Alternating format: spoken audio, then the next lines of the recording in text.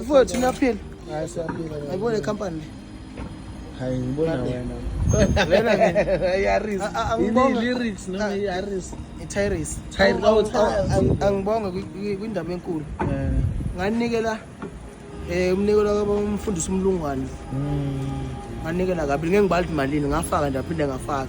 Shem. Kodwa wathi in 1 week aqasha amakhampani amathathu. Angifonela ngolosihlanu. Bangifuna umsombuluko oqala ecompany ngehla ngaya khona. Afike ngasebenza ngomsombuluko.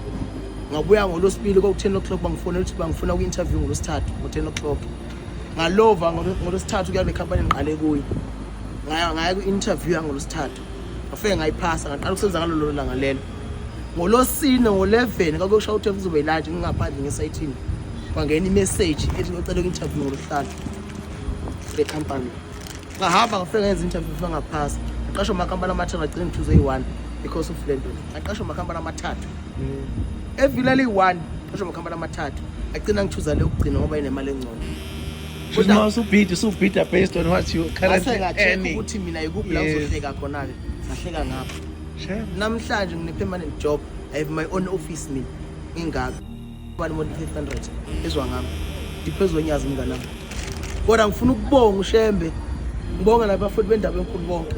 Ukubolela thuba nange nilivula ngaba sikho la sikhona. Sibonga ukusihlonipha ngisho sinikela ngama 5 rand.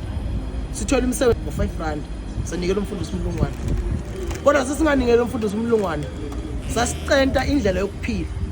Njengoba sila ukuba indaba enkulu ayishongo ukuthi nali izulu uShembe uthi nali izulu ngoba sanikwa izulu kwathiwa nali izulu. Kube sacela ihlelo lesithathu sabona ukuthi uShembe usifake ezulwini. Futhi ngangitshela insizwa uma unikela ungabali. Ngisho 10 rand ufake.